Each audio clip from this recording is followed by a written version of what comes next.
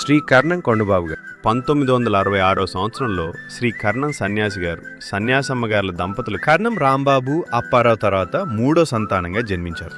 1986 సంవత్సరంలో department of టెలికమ్యూనికేషన్స్లో casual మజ్దూర్గా తన సేవలను ప్రారంభించారు.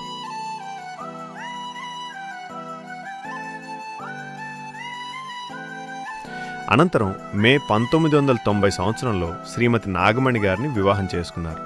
వీరికి 1993లో పెద్ద కుమారుడు త్రినాథ్ జన్మించారు. 1995లో చిన్న కుమారుడు గణేష్ జన్మించారు.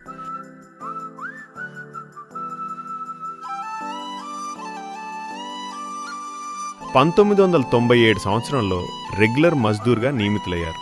2015లో టెలికాం మెకానిక్గా పదోన్నతి పొందారు. తర్వాత భారత్ సంచార్ నిగమ్ లిమిటెడ్లో టెలికాం టెక్నీషియన్గా విశేష సేవలు అందించారు. సుమారు 23 సంవత్సరాల రెగ్యులర్ సర్వీస్ను విజయవంతంగా పూర్తి చేసి వివిధ హోదాల్లో తన కర్తవ్యాలను నిబద్ధతతో నిర్వహించి 31 జనవరి 2020 సంవత్సరంలో స్వచ్ఛంద పదవీ విరమణ పొందారు. అనంతరం రాజమండ్రి నుండి తమ స్వస్థలమైన ఎలమంచిలి మండలం రుక్మిణీపురం గ్రామానికి 2020 డిసెంబర్న తిరిగి చేరుకున్నారు. చిన్నప్పటి నుంచే వ్యవసాయంపై తనకున్న ఆసక్తిని తన అభిరుచిగా మలుచుకొని వ్యవసాయానికి పనికిరాని బీడు భూమిగా ఉన్న భూమిని సాగు భూమిగా మార్చి తోటి రైతులకు ఆదర్శంగా నిలుస్తూ వారి ప్రశంసలు అందుకుంటున్నారు. 2021లో పెద్ద కుమారుడికి జయశ్రీతో వివాహం జరిపించారు. 2022లో చిన్న కుమారుడికి దీపికాతో వివాహం జరిపించారు.